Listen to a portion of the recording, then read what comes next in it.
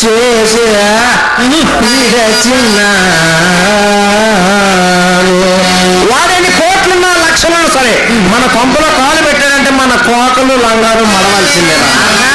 ఇంకొకడున్నాడమ్మా పరమ నైష్ఠికుడైనా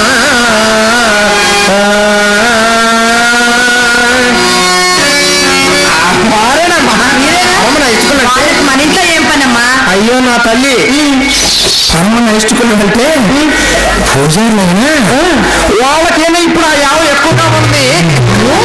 అలాంటి పరమ నైష్ఠికుడైనా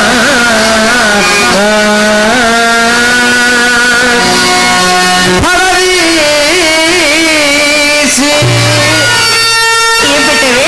పరదేశి, జాంగ్రీ, జిలేబీ, లడ్డు,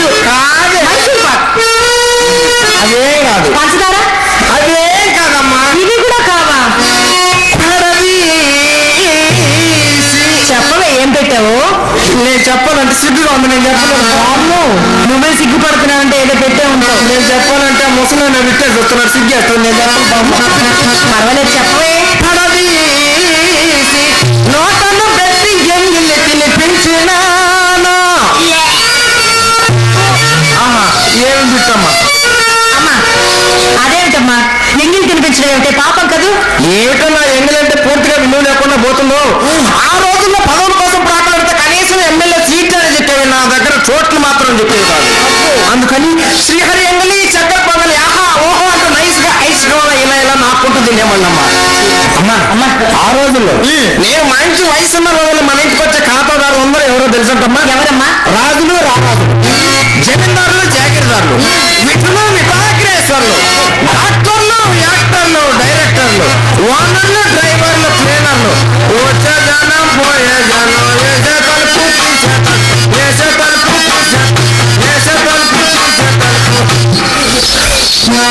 ఆయాసం వచ్చింది ఎందుకే? తలుపు వేసి తీసిన రొప్పు నాది, నా ఆయాసం నాదా. సినిమా హాల్ కన్నా మధ్యలో 5 నిమిషాలు ఎంట్రో వెళ్ళినట్టు కానీ నా ఆఫీస్ అసలు ఎంట్రో అమ్మా అంత సంపాదించా. అదేనే 2 కోట్లు సంపాదించా. ఏంటి నేను అంటే లెక్కలెక్కల మోతులు మరేను 2 కోట్లు సంపాదించా. 2 కోట్లు. ఆ గడించిన సొమ్ము ఎక్కడ దాచావా? నేను అడిగేలోపు 2 కోట్లు దాచావా? ఎక్కడ దాచావే? నేను పెద్దదాన్ని అయ్యేసరికి మన ఇంటి పూచికి పుల్లైనా కూడా లేదు. నువ్వు గడించిన సొమ్ము 2 కోట్లు దాచిందట. ఎక్కడ దాచావే? ఏమిటమ్మా ఈ చలికాలంలో 1 కోట్ వేసుకుంటున్నాను, ఎండాకాలం 1 కోట్ ఏమిటి నువ్వు సంపాదించిన కోట్లు? చలికోటు వానకోట వేసుకునే కోట్లమ్మా. అమ్మా వయసులో ఉండగా మనం ఎంత సంపాదించినా ముసలితనం వచ్చేసరికి మన జాతికి కూడు గుడ్డ ఉండరాదని శాపం కదమ్మా. ఎవరు చెప్పారే? ఎవరు చెప్పారా? మీనాక్షి చెప్పింది, కామాక్షి చెప్పిందా, సోమమ్మ చెప్పిందా, సోరమ్మ చెప్పింది, ఎవరో చెప్పారే? వాళ్ళు ఎవరు చెప్పలేదేవే, నేనే తెలుసుకున్నాను. చెప్పు. ఇలా దగ్గరికి రమ్మా, దగ్గరికి ఎరగని ఎవరు బాగా నూరు పోస్తున్నారమ్మా. ఇప్పుడు శాపం అమల్లో లేదమ్మా. ఏమ్మా? ఎందుకంటే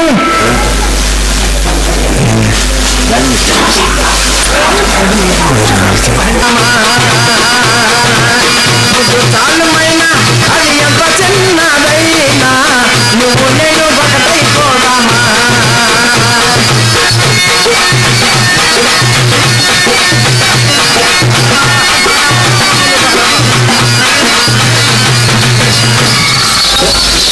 అంతేనా? నువ్వు ఆ తాళం ఆపేలేదు. అమ్మ తర్వాత అమ్మ నేను మర్చిపోయాను మాట. అమ్మా ఇట్లా మసలు మిషన్ చదువుతాను.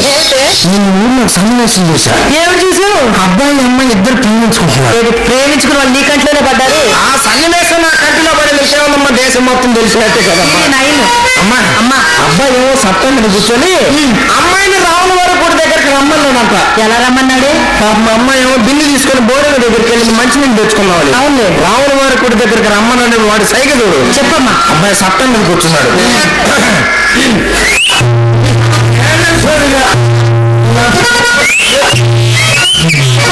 అక్కడ కలుసుకున్నామని కావాలి. అక్కడ ఎక్కడ? అక్కడ రావుల వారి దగ్గర కలుసుకున్నాను. అమ్మాయి చూడమ్మా ఇప్పుడు కుదురు బోరింగ్ కొట్టుకుంటున్నాను, మంచినీళ్ళు తెచ్చుకున్న తర్వాత కలుసుకున్నాను కాదు. ఏ సైగ చూడు.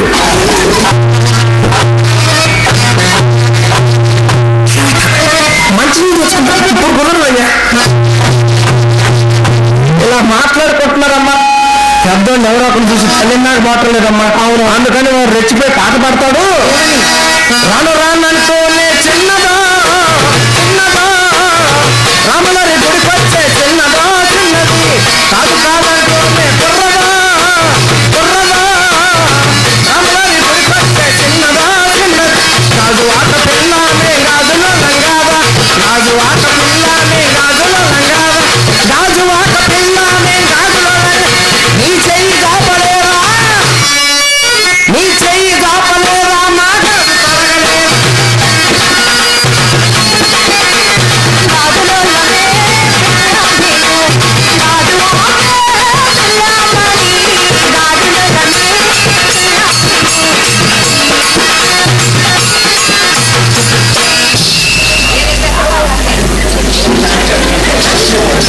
ఏమిటో ఇప్పుడు దాకా బ్రహ్మాండంగా నాట్యం చేస్తున్నా కాళ్ళు ఆగినాయటమ్మా. నీ తాళం మళ్ళీ ఆగిపోయింది.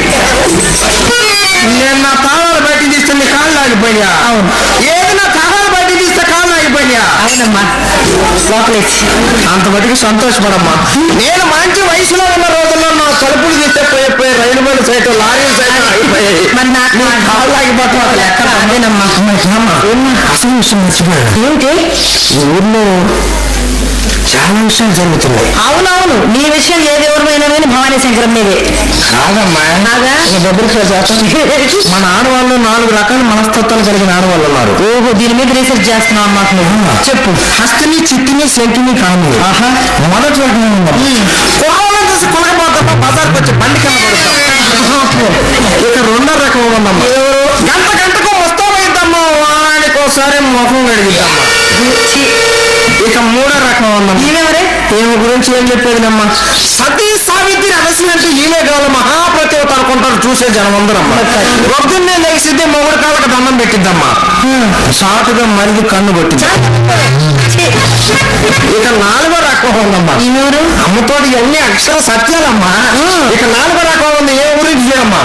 ఏం 60 సంవత్సరాల వయసు వచ్చి తలంతో తల్లగా నడిచిన తనకు నల్లటి రంగేసి పుట్టాడు మల్లెపూలు పెట్టి 16 సంవత్సరాలు కుర్రాడు బజార్ని పోతంటే అంటది. ఏమని? ఏం మామయ్య బాగున్నా బాబాయ్ నిన్నే మామయ్య పిలిస్తే పలకరే అంటే వాడంటాడు వస్తే నీ అమ్మ కడతారా నీ వయసు ఎక్కడా నా వయసు ఎక్కడా అబ్బాయికి కొండ ఎక్కడా బొట్ల పైన తొండ ఎక్కడ నువ్వు పట్టుకుని నన్ను మామయ్య బాబాయ్ అంటావు న్యాయంగా ఉందంటే ఇది అంటది. నాకంత లెక్కేది అబ్బాయి నీ పెళ్ళినాడగా నేను సంవత్సరం మోసపోతుంది ఇలా మాట్లాడుకొని దేశాన్ని నాశనం చేస్తున్నారు. సరే కానీ అబ్బాయి ఏడమ్మా. అది ఏ అబ్బాయి అమ్మా? అల్లుడు అబ్బాయి అల్లుడు గారు భవానీ శంకరం గారు. ఆ వంకరం గారే ఏడమ్మా. శంకరం గారు అంట ఎంత మర్యాద.